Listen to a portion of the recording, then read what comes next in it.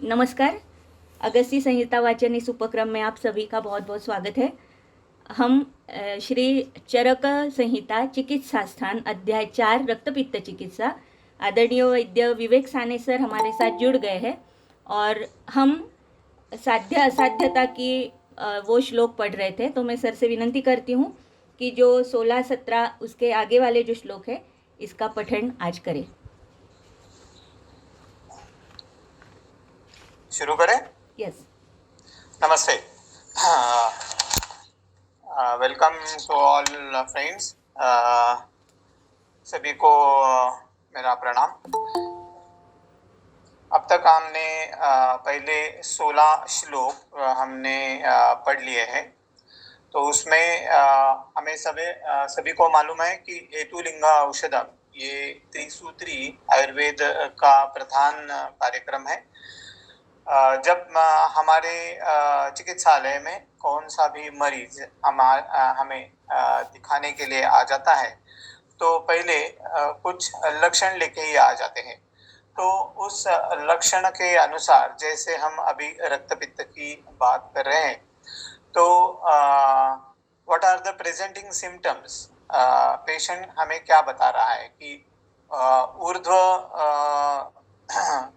शरीर के ऊर्ध्व भाग से खून निकल रहा है या अधोभाग से निकल रहा है। तो the presenting complaints must be like this कि मुख से आ रहा है, नाक से आ रहा है, कान से आ रहा है या आंखों से आ रहा है, ये शायद हो सकता है, या गुद मार्ग से आ रहा है, मूत्र मार्ग से आ रहा है, शायद अत्यार्तव जैसे योनि मार्ग से भी आ रहा है। ऐसे भी शायद कंप्लेंट हमारा मरीज हमें करता है। तो इसके अनुसार हम उसको त्रिविध परीक्षण के अनुसार दर्शन स्पर्शन प्रश्न इसके अनुसार हम उसके हेतु जान लेते हैं। जैसे रक्तपित्त में हमें पहले ही आचार्य ने बताया है कि अम्ल, लवण और कटु ये तीन रस वृष मात्रा में या विदाही अन्न वाले या क्षार पदार्थ जितने वृष मात्रा में ज्यादा सेवन करते हैं तो रक्तपित्त का हेतु वो बन जाता है। तो ऐसे हेतु देख के फिर ऊर्ध्वगम मार्ग से खून निकल रहा हो तो स्निग्ध और उष्ण, और अधोमार्ग से निकलने वाला होता है तो रुक्ष और उष्ण, इसकी आशंका पहले मन में आनी चाहिए। ऐसा तो बिल्कुल है नहीं कि स्निग्ध और उष्ण मार्ग से स्निग्ध और उष्ण हेतु के अनुसार केवल ऊर्ध्व मार्ग से ही खून निकले। आचार्य बताते हैं कि शायद ऐसा भी हो सकता है कि अधो मार्ग से भी स्निग्ध और उष्ण हेतु के कारण अधो मार्ग से भी खून निकल सकता है, लेकिन इसकी प्रोबेबिलिटी बहुत कम है, लेकिन यस इट इज देयर। तो we should always keep in mind that is 1%, there is a chance of snigdha and ushna hetu might cause adhoga रक्तपित्त। तो ये भी हमें ध्यान देना चाहिए। तो लक्षण रुग्ण बताता है, उसके अनुसार हम उसको हेतु पूछते हैं। तो हेतु भी निश्चित हो गए तो चिकित्सा ये साध्य है या याप्य है या असाध्य है, ये भी हमारे मन में पहले आ जाता है। तो ऊर्ध्वग रक्तपित्त जो है वो साध्य बताया है। मैंने शुक्रवार के दिन ये भी बताया कि ऊर्ध्वग रक्तपित्त साध्य क्यों है और अधोग रक्तपित्त व्याप्य क्यों है, और उभय मार्ग से जब खून निकलता है तो वो असाध्य क्यों है। तो ये सब जानकारी हमने तो ले ली है। उसके अलावा 17वें श्लोक में हमने ये भी देखा है कि वर्तते ताम असंख्येयाम गतिम स्यात् तस्याहु अंतिके। तो दोनों मार्ग से जब सर्व छिद्रेभ्यो रोमकूपेभ्य च, सभी छिद्रों से रोमकूप के छिद्रों से भी जब खून निकलता है तो वो भी असाध्य सूचक होता है। तो आगे निकलते हैं अभी। यच्च उभयाभ्याम मार्गाभ्याम अतिमात्रम प्रवर्तते तुल्यम उणपगंधेन रक्तम कृष्णम अतीव च। तो ऊर्ध्वग और अधोग दोनों मार्ग से अतिमात्र में निकलने वाला खून, ये भी असाध्य सूचक ऐसे ही चरक बता रहे हैं।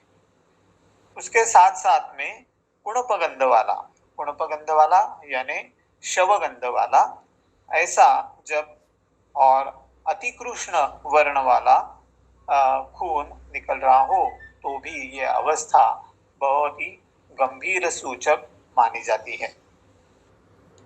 संसृष्टम कफवाताभ्याम कंठे संजति चापि यच्च उपद्रवैः सर्वैः यथोक्तैः समभिद्रुतम्। 19वें श्लोक में ऐसे बताते हैं कि संसृष्टम कफवाताभ्याम, जब रक्तपित्त की संप्राप्ति में कफ और वात ये दोनों उल्बण अवस्था में संप्राप्ति में हिस्सा लेते हैं, संसृष्ट हो जाते हैं, और यदि जो खून निकल रहा हो वो कंठे संजति, कंठ प्रदेश में अटक जाता है, तो और सभी उपद्रव यच्च उपद्रवैः सर्वैः यथोक्तैः, जो उपद्रव रक्तपित्त में बताए गए हैं वो भी उपद्रव से शायद युक्त हो। उपद्रव कौन कौन से बताए, जैसे दौर्बल्य है, नीचे हुई टीका में वो दिया है कि दौर्बल्य है, अरोचक है या स्वरभेद है, ये ऐसे जो उपद्रव है, वो उपद्रव के साथ साथ जब ऐसा खून कंठ प्रदेश में अटक जाता है, बंद हो जाता है मार्ग, तो साहजिकच ये असाध्य सूचक ही बन जाता है। खून अटक जाने से पहले तो तकलीफ सांस लेने में हो जाएगी, तो सांस हम अच्छी तरह से नहीं ले पाएंगे। तो जैसे रुग्ण सांस अच्छी तरह से नहीं ले पाया तो समझना जरूरी है कि ये तो असाध्य सूचक वाली ही बात बन जाती है।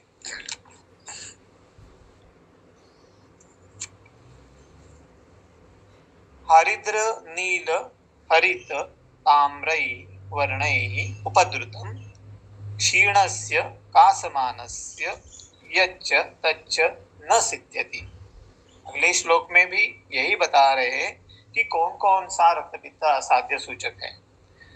तो हरिद्र वर्ण वाला यानी पीला वर्ण वाला, नील वर्ण वाला, नील या हरित हरा ताम्र वर्ण वाला, ऐसे मिश्र यानी बहुत सारे रंग जहां मिश्र हुए हैं, ऐसा जब खून निकल रहा हो, और क्षीणस्य, जब रुग्ण बलवान बिल्कुल नहीं है, रुग्ण क्षीण बल वाला है, कासमानस्य, और कास ये प्रधान उपद्रव शायद रुग्ण हमें बताता है, तो ऐसा रक्तपित्त भी न सिद्ध्यति, साध्य नहीं होता है। हमें तो मालूम है कि जितने ज्यादा ऐसे वर्ण वाले यानी हरिद्र, नील, हरित, ताम्र, ऐसे विविध स्वरूप के जब वर्ण खून में या कौन से भी द्रव्य जो शरीर से बाहर निकल रहा है, इसका अनुमान तो हम यही लगाते हैं कि हमारे शरीर में जो विविध धातु है उनके पोषक अंश या अप्यांश बाहर निकल रहे हैं, तो उनका जो वर्ण है उसका या जो हेतु रुग्ण ने सेवन किया है, जैसा आहार और विविध प्रकार का विहार रुग्ण ने सेवन किया है, उसके अनुसार जो दोष प्रकोपित हो जाता है, तो वो दोष के अनुसार, और यहाँ पित्त ये प्रधान दोष है और रंजक पित्त की दृष्टि सबसे अधिक है, तो ये जो विविध वर्ण वाला जो खून यहाँ निकल रहा है, तो आशंका तो यही होनी चाहिए कि पित्त कितनी भारी मात्रा में दुष्ट हुआ है। तो जब रुग्ण क्षीण है और कास ये उपद्रव स्वरूप हमें दिखता है, तो ऐसा रुग्ण न सिद्ध्यति, साध्य नहीं होता है। यद्विदोषानुगम यद्वा शांतम शांतम प्रकुप्यति मार्गान मार्गे चरेद्वा याप्यम पित्तम असृक्षयत्। यद विदोषानुगम यद्वा शांतम शांतम प्रकुप्यति। जब रक्तपित्त दोनों दोष से अनुबंध रखता है, विदोषानुगम अनुबंध रखता है, और शांतम शांतम प्रकुप्यति, जैसे पहले कभी खून निकलता हो, वो चिकित्सा से साध्य भी हुआ हो, शांत भी हुआ हो, लेकिन फिर भी कुछ कारणवशात फिर से शुरू हो गया हो, तो शांतम शांतम प्रकुप्यति, एक बार रुका हो, कुछ कारणवशात दूसरी बार फिर से शुरू हो गया हो, या मार्गान मार्गे चरेद्वा। ऐसा होता है कि शायद पहले कभी 6 मास पहले या 1 साल पहले या 1 हफ्ता पहले या 2 दिन पहले मुख से खून निकलता है, कुछ चिकित्सा कराने के बाद वो शांत हो जाता है, फिर दूसरे चौथे दिन नाक से खून निकलना शुरू हो जाता है। तो यहाँ उसने रक्तपित्त की संप्राप्ति ने मार्ग बदल डाला है, जिससे पहले मुख से निकलता है, अभी नाक से निकल रहा है, या नाक से पहले निकलता हो, फिर बाद में शांत होने के बाद मुख से निकल रहा हो या कान से निकल रहा हो। तो ऐसा जब मार्ग भी बदलता है तो चरेद्वा याप्यम, या ऐसा भी हो सकता है कि पहले ऊर्ध्व मार्ग से खून निकलता है, रुग्ण बलवान है, हमने कुछ चिकित्सा की, वो चिकित्सा का उपशय भी मिल गया, खून आना बंद हो गया, लेकिन कुछ हेतुवशात फिर से शुरू गया और अधोमार्ग से अभी शुरू हो गया। तो ऐसा भी हो सकता है कि एक मार्ग बंद होने के बाद दूसरा मार्ग खुल जाता है, या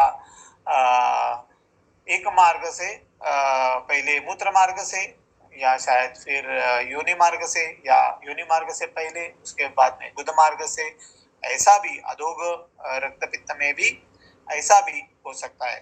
तो ऐसी जब अवस्था होती है तो ये सब याप्य हो जाता है। ऐसा रक्तपित्त याप्य अवस्था में होता है। मार्गान चरेद वा याप्यम पित्तम असृक्षयत्। ऐसी अवस्था रक्तपित्त की अवस्था याप्य बताई है। याप्य यानी जब तक हम चिकित्सा चालू रखते हैं तब तक ही ये रुग्ण स्वस्थ बन जाता है, स्वास्थ्य की अनुभूति करता है, पूरा का पूरा वो स्वास्थ्य महसूस करता है ऐसा नहीं है, लेकिन स्वास्थ्य की शायद अनुभूति उसे होती है।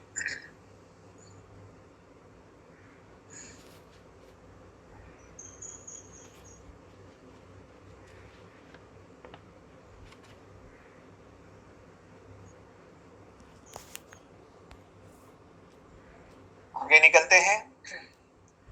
एक मार्गम बलवतो नातिवेगम नवोत्थितम रक्तपित्तम सुखे काले साध्यम स्यात् निरुपद्रवम्। पहले भी हमने ये श्लोक पढ़ा है, फिर से अब दोहराते हैं कि एक मार्ग से निकलने वाला प्रायः ऊर्ध्वगामी, क्योंकि पहले ही आचार्य ने बताया है कि ऊर्ध्वगामी रक्तपित्त सुख साध्य हो जाता है और अधोगामी याप्य हो जाता है। तो एक मार्गम यानी यहाँ ऊर्ध्व मार्ग लेना चाहिए।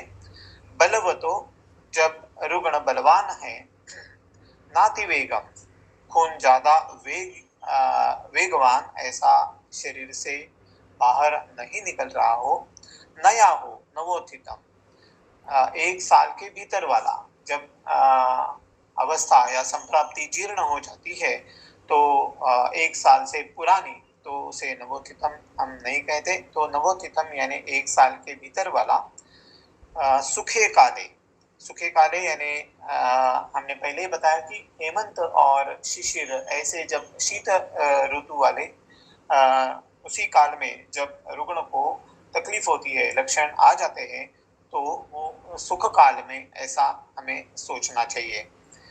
और निरुपद्रवम, जो कौन से भी स्वरूप का उपद्रव रुग्ण महसूस नहीं कर रहा हो, तो ऐसी जब अवस्था होती है तो ऐसी अवस्था वाला रक्तपित्त ये साध्य बन जाता है।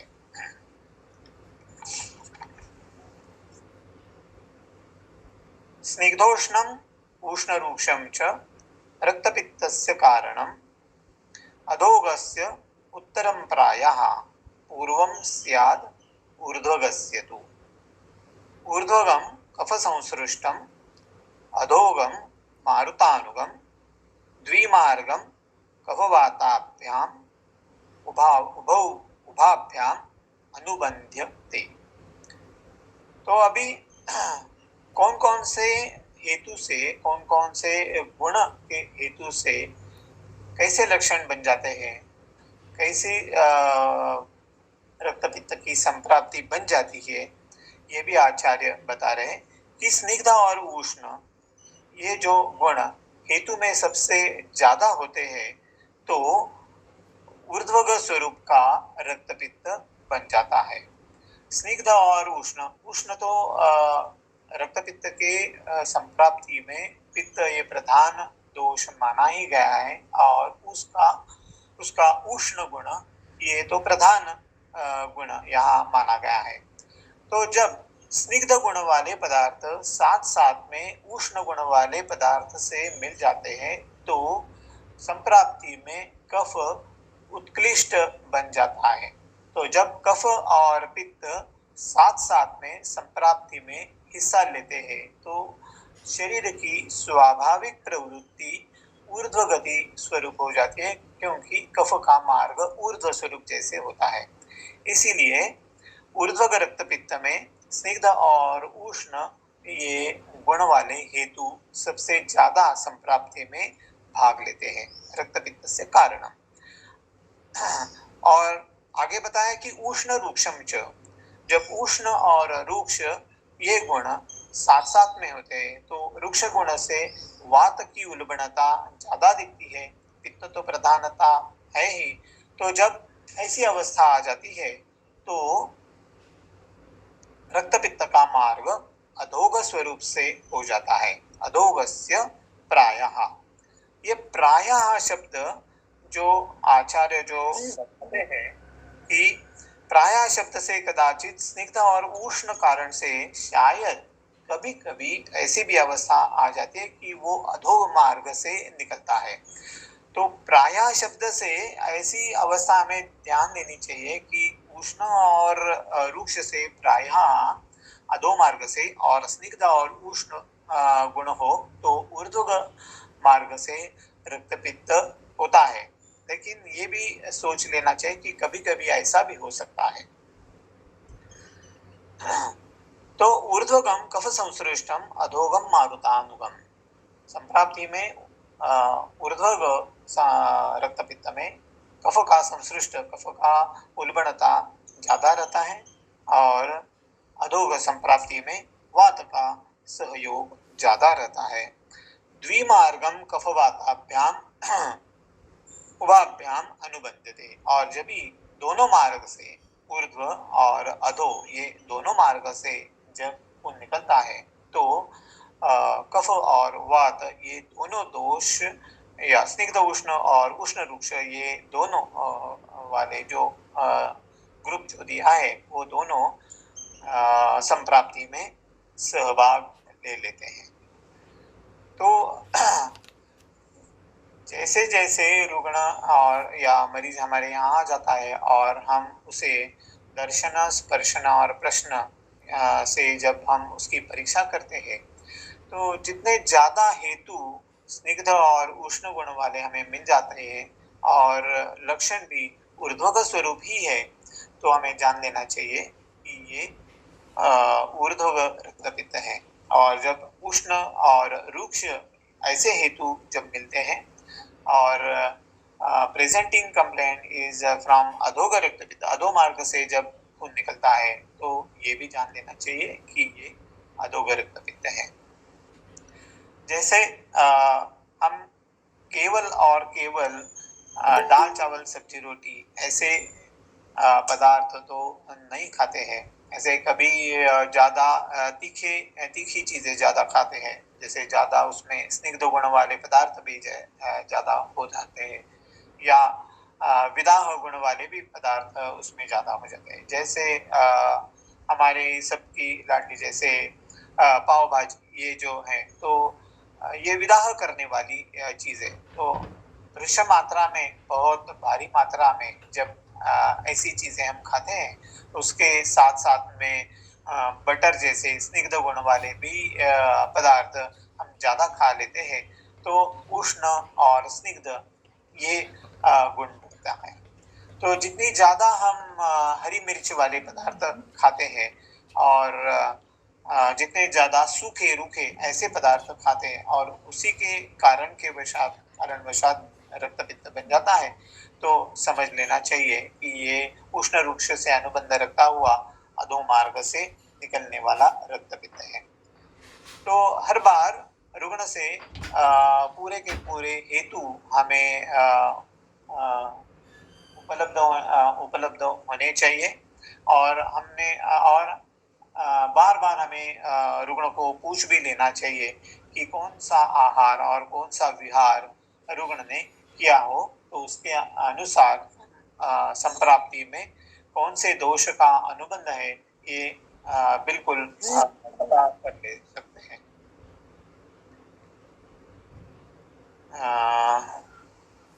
आगे निकलते हैं।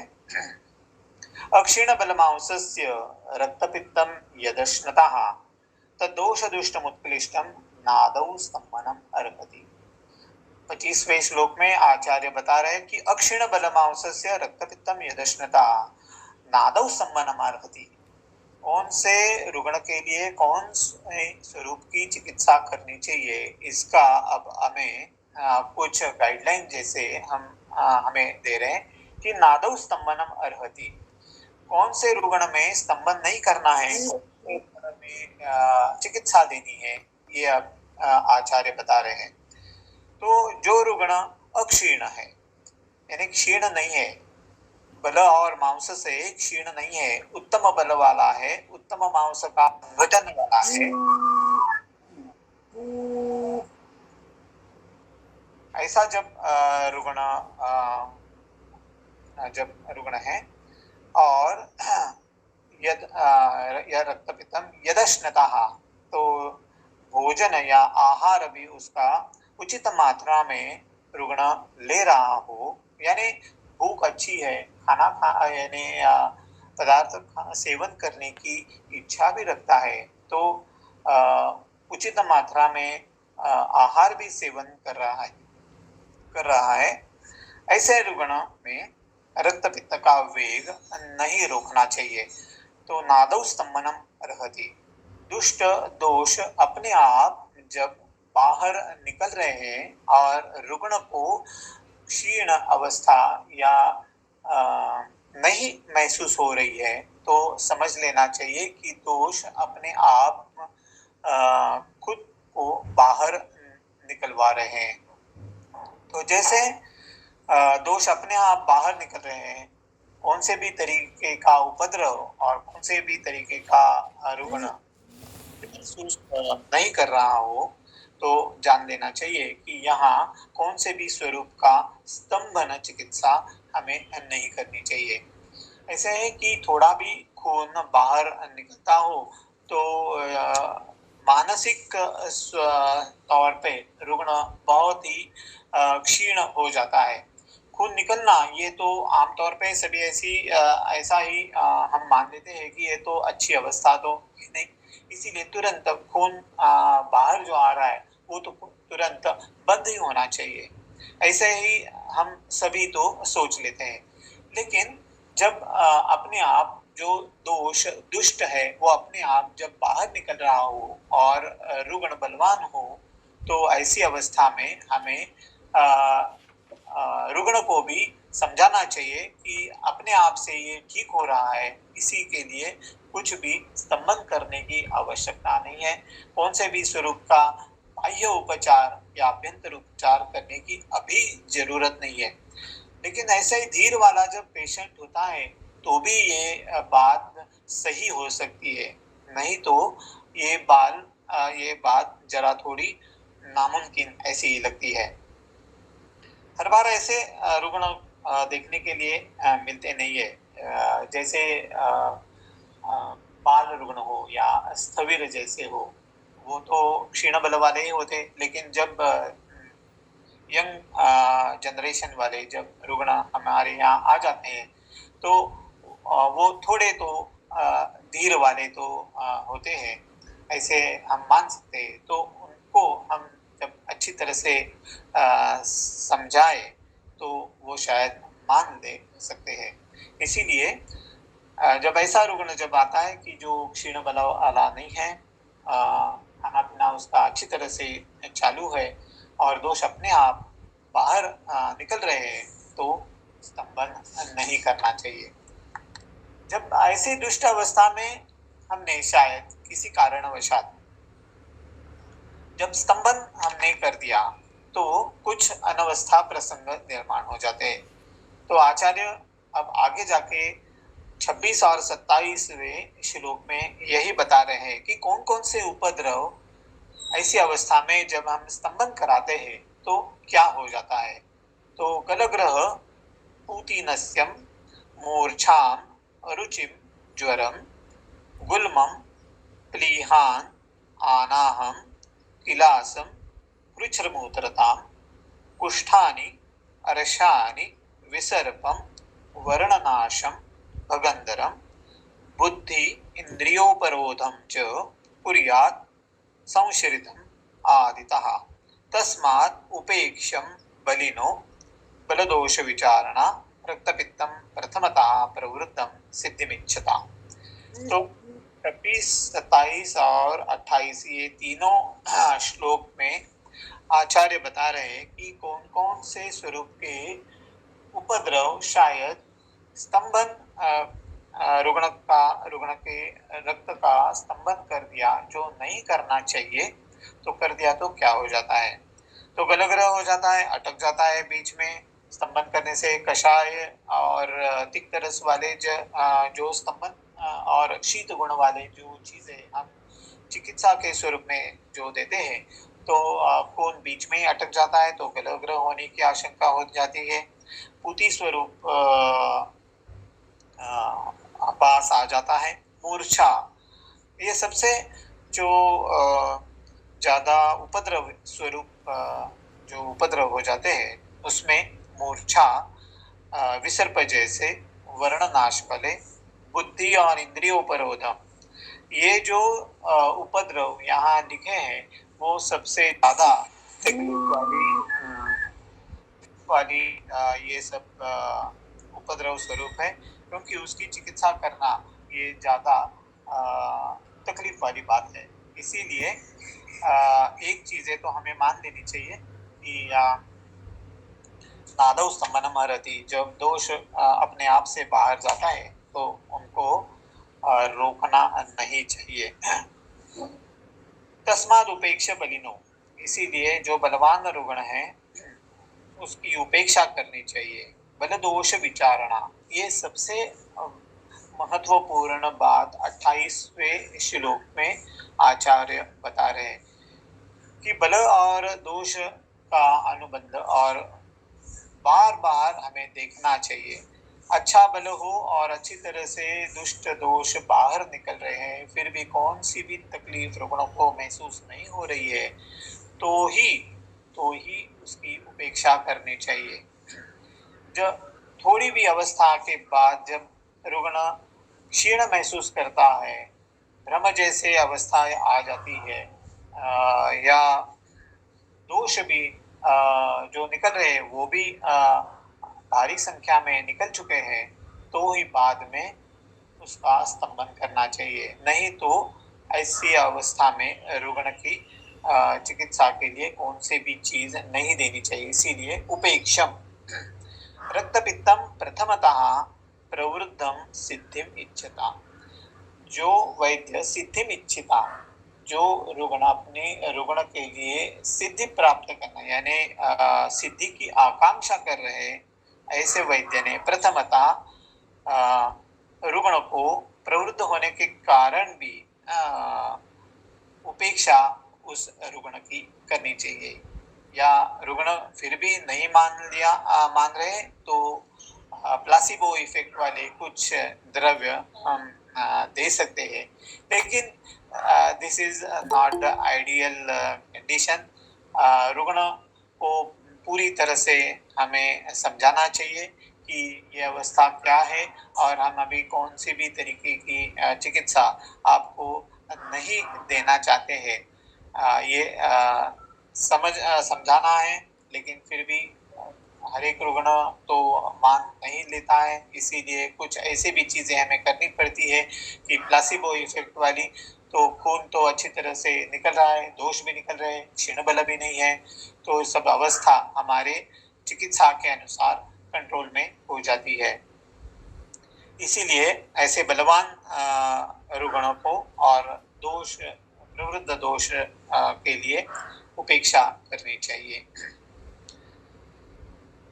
आगे बताते हैं कि प्रायेण ही समुत्क्लिष्टम आमदोषात् शरीरिणां वृद्धिं प्रयाति पित्ताश्रु तस्मात् लंघ्यम आदितः। तो अभी शुरुआत करनी चाहिए। पहले तो कुछ हम कर नहीं रहे, उपेक्षा कर रहे रुग्ण की। अभी कुछ ना कुछ चिकित्सा देनी चाहिए। ऐसे जब हमें लगता है तो क्या करना चाहिए, पहले शुरुआत कैसे करनी चाहिए? तो प्रायेण ही समुत्क्लिष्टम आमदोषात् शरीरिणां, देखना चाहिए पहले कि जो खून निकल रहा है ये आम स्वरूप है, साम है या निराम है। जैसे निराम नहीं है, आम है, तो वृद्धिम प्रयाति पित्ताश्रु तस्मात् लंघ्यम आदिता। तो आम दोष के लिए स्वाभाविक स्वरूप से हमें लंघन चिकित्सा हमें करनी चाहिए। दोष पक्व होने के लिए हम लंघन यहाँ करना चाहते हैं।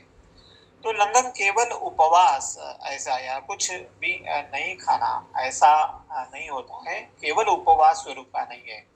तो लंघन में कर्षण जैसे अपतर्पण या शमन भी बताते हैं। तो जिस उपक्रम में लाघव आ जाता है उसे ही लंघन करा हम लंघन कहते हैं। इसीलिए जो चरक ने या अष्टांग हृदय में भी जो चीजें या जो उपक्रम शमन में दी है उसमें पाचन, दीपन, शुद्ध त्रुट, व्यायाम, आतप और मारुत का सेवन, ये शमन के उपाय हमें बताए गए। इसी में पहला जो पाचन वाला जो उपक्रम है वो पहले आम दोष के लिए करना चाहिए। साम कफ है, ऊर्ध्व गति में प्रायः साम पित्त और कफ ये दोनों दोष होने की आशंका होती है, इसीलिए लंघन करना शायद उसी के लिए उचित होता है। लेकिन दूसरे मार्ग में शायद केवल लंघन यानी बिल्कुल कुछ भी खाना पीना नहीं है, ऐसी अवस्था शायद नहीं होती है, तो साक्षात अनशन स्वरूप का लंघन उसमें नहीं होता है। उनके लिए विविध अन्न पदार्थ जो पाचन और थोड़ी मात्रा में ग्रहण भी कराते हैं वो करना, वो वैसे आहार देना उचित रहता है। तो आम दोष के लिए हमें तो सभी को मालूम है कि हेतु कौन से स्वरूप का है और रुग्ण की अभी अवस्था कैसी है। रुग्ण संतर्पण वाला आहार ले चुका है और अवस्था अभी की सामदोष की है, तो लंघन करना उचित रहेगा। जो अपतर्पण वाला आहार रुग्ण ले रहा है और फिर भी सामता है, तो शायद हर बार के अनशन स्वरूप लंघन हमें ठीक नहीं रहेगा। इसीलिए हेतु फिर से हमें देख लेने चाहिए कि संतर्पणोत्तर है या अपतर्पणोत्तर है, रुग्ण बलवान है या अबलवान है, अभी की अवस्था ऋतु के काल से शिशिर ऋतु या हेमंत ऋतु की है या शरद या ग्रीष्म ऋतु की वैसी है, रुग्ण तरुण है, वृद्ध है, बाल है, ये सभी देखने के बाद ही हमें उसका लंघन कौन से स्वरूप का करना है, बिल्कुल अनशन जैसे करना है या कुछ सिद्ध किया हुआ आहार या अन्न पदार्थ जो पाचन करने वाला है या थोड़ा ग्रहण करने वाला भी है वो देना चाहिए। इसीलिए शुरुआत कौन से भी चिकित्सा की सामता है या निरामता है ये देखने के बाद ही पाचन करना है या ब्रोहण करना है, ऐसे हम सोच लेते हैं। और यहाँ पहले स्वाभाविक स्वरूप से जब दोष सामावस्था में है तो लंघन करना है।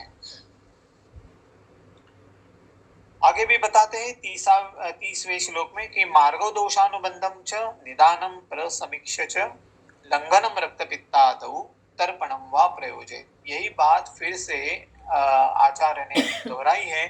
को दोष का अनुबंध देखे, वात का अनुबंध है या कफ का अनुबंध है, ये देखे। निदान यानी हेतु, अंशांश कल्पना के अनुसार किया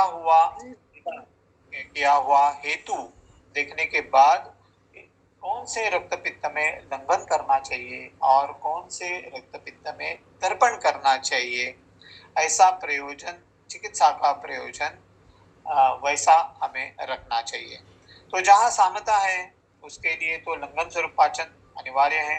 जहाँ रुग्ण क्षीण बल है वहाँ तर्पण का प्रयोजन होना चाहिए। तो मैंने पहले बताया कि संतर्पण होता है, स्निग्ध गुण वाला है, सामता है तो लंघन करना है। अपतर्पण वाले रुग्ण है, क्षीण बल रुग्ण है, अधोमार्ग से निकल रहा है, वात की दृष्टि संप्राप्ति में ज्यादा है तो तर्पण कर लेना चाहिए, क्योंकि तर्पण करने से जल्दी रुग्ण का बल बढ़ जाता है, इसीलिए। और वात दोष भी उससे कम हो जाता है, इसीलिए उसके लिए तर्पण करना अनिवार्य रहेगा। साथ साथ में यदि रुग्ण को तृषा लगती है, तृष्णा है, तो क्या देना चाहिए, ये भी साथ साथ में अगले श्लोक में आचार्य बता रहे कि रिवेर चंदनम उशिरम मुस्ता परपटकई श्रुतम केवलम श्रुतशीतम वा दद्या तोयम पिपासवे। तो रुग्ण को जब सामता है और पिपासा लगती है, ऐसी जब अवस्था रहती है, तो उसके लिए पाचन स्वरूप भी पानी देना चाहिए। जैसे हमें मालूम है कि ज्वर के चिकित्सा में हम षडंग पानी का प्रयोग करते हैं, तो उससे अच्छी तरह से पाचन हो जाता है। शायद किसी को श्रुत शीत जल भी, ये भी पाचन कराने के लिए ठीक होता है। केवल उबला सा पानी, कितना उबालना है पानी ये भी आचार्य ने बता दिया है। तो बिल्कुल आधा, जैसे हम पानी उबालते हैं तो वो कर्षण वाला होता है, 1/4 पानी उबालते हैं या 3/4 रखते हैं, ऐसे वाला पानी जब हम तैयार कराते हैं श्रुत शीत वाला, तो वो पाचन करने वाला होता है। उसमें जब हम रिबेर जैसे सुगंधी वाला होता है, या चंदन, यहाँ रक्त चंदन लेना चाहिए, या उशिर या सुगंधी वाला, और दूसरा सादा वाला पीत वाला, मुस्ता या नागर मुस्ता, परपट ऐसा सिद्ध जल, या केवल श्रुत शीत उबला हुआ पानी, बिल्कुल ठंडा किया हुआ हो या नॉर्मल रूम टेम्परेचर में आ गया हो, तो तृष्णा शमनार्थ ये जल हमें देना चाहिए।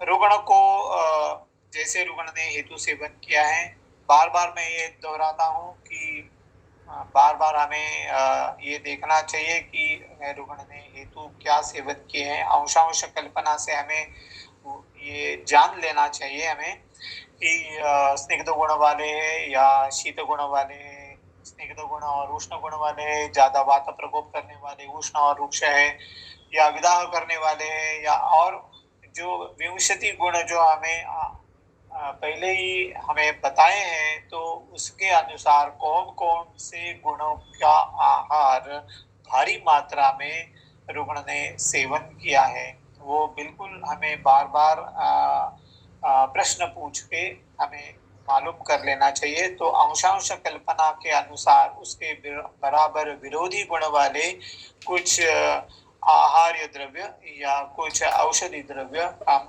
रुग्णों को दे सकते हैं। इसीलिए ये बार बार पूछना चाहिए। और शायद ऐसा नहीं है कि पूरे के पूरे रिबेर चंदन उशिर मुसा ये सभी के सभी हम देना हो, ऐसा तो बिल्कुल नहीं है। शायद ऐसा है कि केवल रिबेर दे सकते हैं, केवल रक्तचंदन दे सकते हैं, केवल उशीर का पान कर सकते हैं, केवल नागरमुता सिद्ध या केवल परपट सिद्ध या केवल मुस्ता परपट जैसे, केवल उशीर मुस्ता जैसे, केवल रक्तचंदन और मुस्ता जैसे, ऐसे दो दो चीजें, तीन तीन चीजें, सभी चीजें या अकेले भी ऐसे द्रव्य का पान या यानी उबला सा पानी हम रुग्ण के तृष्णा शमनार्थ हम दे सकते हैं। तो रुग्ण के अनुसार ये पानी हमें तैयार करना चाहिए। अगले श्लोक में बताते हैं कि ऊर्ध्वगम तर्पणम पूर्वम पेया पूर्वम अधोगते काल सात्म्यानुबंधज्ञो तद्या प्रकृति विकल्पविद। ऊर्ध्वग रक्तपित्त में दोष का अनुबंध या सामता निरामता करने के बाद या लंघन कराने के बाद तर्पण का प्रयोग करना चाहिए। क्यों तर्पण करना चाहिए? तो लंघन कराने के बाद शायद दीर्घ काल लंघन जब हम कराते हैं तो वात की वृद्धि शायद हो सकती है। वात की वृद्धि नहीं होने के लिए तर्पण का प्रयोग हमें करना चाहिए।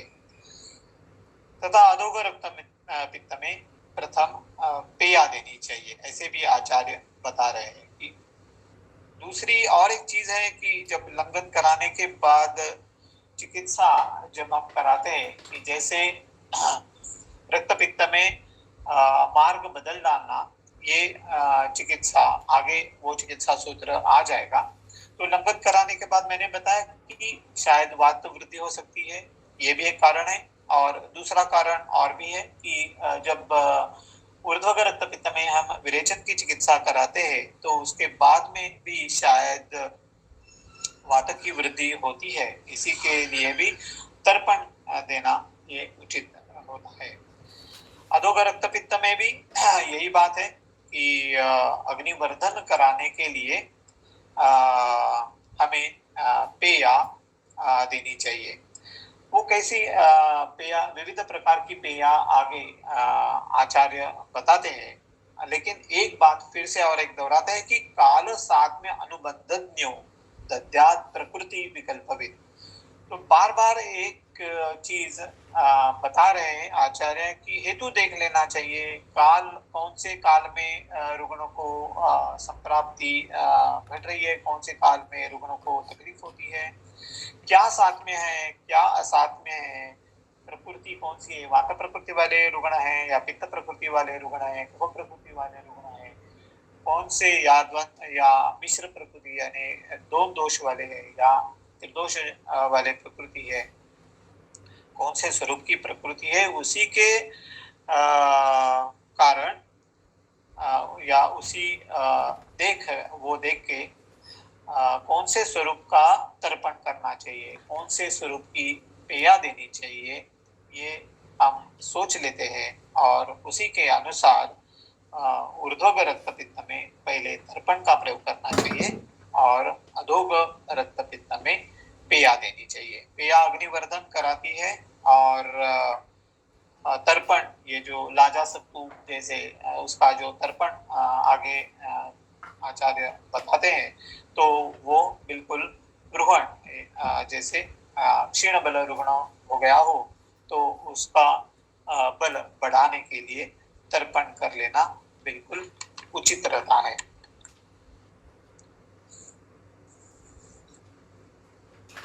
तो कौन से तर्पण कराने के लिए कुछ चीजें अभी आचार्य बता रहे हैं कि जलम खरजूर मृद्विका मधुकैः सपरूषकैः शीतम प्रयोक्तव्यम तर्पणार्थे सशर्करम।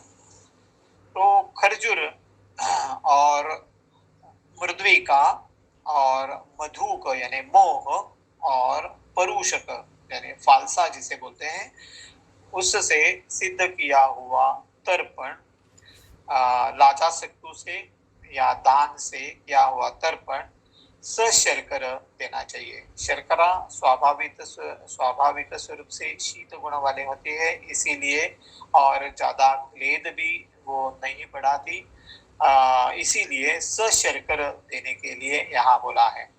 तो तर्पण कराने के लिए हमें तो मालूम ही है कि खरजूर मृदुविका जैसे पदार्थ तो पहले से उचित है। उसी के साथ साथ में मधुक यानी मोह या वो भी कषाय थोड़े रस वाले या परुषक जो फालसा जो है वो भी तर्पण कराने के लिए बिल्कुल योग्य ऐसी ही वनस्पति है।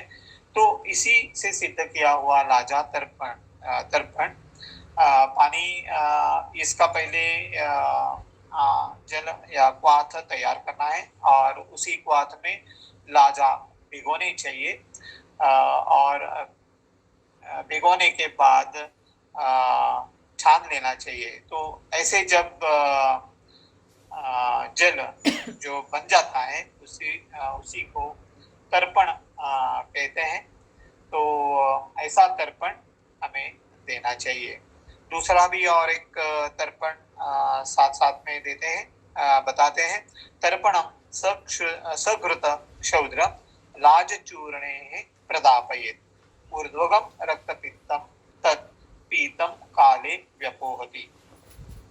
तो लाजा का चूर्ण सघृत क्षौद्र का पान करने से पीतम काले अनुकूल काले व्यपोहति, अनुकूल काल में जैसे अवस्था ये तर्पण की है या नहीं है ये देखने के बाद जब हम लाजा का चूर्ण अच्छी मात्रा में वो अच्छा खासा स्निग्ध करा के थोड़ा उसमें क्षौद्र मिला के जब ये लाजा का चूर्ण पान कर देते हैं, यानी सेवन करना कैसे है, लियात नहीं है, पान करना है। हमें तो इतनी मात्रा में जैसे हम पानी पी लेते हैं वैसे पान करना चाहिए। तो ऐसा जब तर्पण हम रुग्ण को दे देते हैं तो अनुकूल काल पर रक्तपित्त केवल तर्पण करने से ही रुग्ण का दोष नष्ट हो जाता है। आगे जाके और भी एक तर्पण वाली चीजें बताते हैं कि मंदाग्नि अम्ल सात्म्याय तत् स अम्लमपि कल्पयेत् दाढ़ीम अमलकैः विद्वान अम्लार्थम च अनुदापयेत्। अग्नि अभी भी मंद है, उतनी अच्छी खासी अग्नि नहीं है और रुग्ण अम्ल सात्म्य है, रुग्ण अम्ल सेवन की इच्छा रखता है। तो ऐसी अवस्था में जो अम्ल चीज देनी चाहिए, क्योंकि अम्ल गुण तो फिर से पित्त बढ़ाता है, इसीलिए कुछ रुग्णों में अम्ल सात्म्य होने के कारण उनको अम्ल गुण वाली ही चीज देनी हो, ऐसी जब अवस्था होती है तो दाढ़ीम और अमलक, हमें मालूम है कि अम्ल वर्ग में दाढ़ीम और अमलक अम्ल गुण अम्ल रस वाले होने के बावजूद भी पथ्यकारक बताए गए हैं। इसीलिए दाढ़ीम का स्वरस या अमलकी का स्वरस ये तर्पण में मिश्र करके भी मंद अग्नि वाले या अम्ल सात्म्य है, अम्ल सेवन की इच्छा करने वाले जो रुग्ण होते हैं उन्हें जब तर्पण देने की अवस्था आ जाती है तो उस अवस्था में दाढ़ीम और अमलक सिद्ध तर्पण देना चाहिए। शाली षष्ठी का निवार ओरदूष प्रशांतिका श्यामाकश प्रियंगुश्च भोजनम सरत्तपित्यनाम। तो पहले तर्पण बताया, अभी आहार क्या सेवन करना चाहिए ये भी आचार्य बता रहे हैं कि शाली षष्ठी का चावल जो देने हैं वो कैसे होने चाहिए। तो शाली षष्ठी का 60 दिन में तैयार होने वाले जो चावल रहते हैं जो बिल्कुल लघु गुण वाले होते हैं, 60 दिन में तैयार हो जाते हैं, इसीलिए उसमें पानी उसको ज्यादा दीर्घ काल तक आपको सबको मालूम होना चाहिए कि चावल 60 दिन में भी तैयार हो जाते हैं, 90 दिन में भी तैयार हो जाते हैं, 120 दिन में भी तैयार हो जाते हैं। ऐसी विविध प्रजाति चावल की बाजार में उपलब्ध है। तो जो शादी षष्ठी का जो होता है 60 साल जो बोलते हैं, जो 60 दिन में तैयार हो जाती है, जिसको पानी 60 दिन यानी बिल्कुल कम दिन तक ही तैयार होने में लगता है, वो स्वाभाविक स्वरूप से उतना ज्यादा गुरु नहीं होता जितना 120 दिन वाले चावल जो 120 दिन में उगने वाले जो चावल होते हैं उसको दीर्घ काल तक पानी मिलता है, इसीलिए स्वाभाविक स्वरूप से वो ज्यादा गुरु शीत गुण वाले हो जाते हैं। तो शाली षष्ठी का हमें देना चाहिए, या निवार जैसे तिन्नी का चावल जो बोलते हैं या ब्राउन राइस जो बोलते हैं वो देना चाहिए। कोरदूष कुदरू का चावल दैट इज कोडो मिलेट जिसे बोलते हैं वो शायद हम दे सकते हैं। प्रशांतिका प्रशांतिका ये भी एक प्रकार की चावल की प्रजाति है जो नॉर्थ ईस्ट या भारत के पूर्व प्रदेश में या तिब्बत जैसे या भूटान में इस प्रदेश में उग जाते हैं ऐसे चावल। ये चावल लघु होते हैं और इसीलिए ये देने चाहिए। या दूसरा श्यामाक जैसे हम मराठी में वरई बोलते हैं, वरई का चावल, लेकिन ये भी थोड़े शायद किसी को अम्ल पित्त कारक होते हैं, इसीलिए जो अम्ल साथ में आयु ऐसे जब रुग्ण होते हैं तो उनके लिए शायद श्यामाक जैसे वरई ये जो है या प्रियंगू ये जो चावल यहाँ बताए गए हैं उनका चावल तैयार करना चाहिए और उसका भोजन रुग्ण के लिए, रक्त पित्त के रुग्ण के लिए हितकारी रहता है। 8:30 बज के एक ही श्लोक लेते हैं, उसके बाद शायद और भी टाइम मिलता है तो भी हम ले सकते हैं। देखते हैं कि 37वां श्लोक। मुद्गा मसुराश्च चणकाः समकुष्ठा आढकी फलाः प्रशस्ताः सूपयूषार्थे कल्पिता रक्तपित्तिना।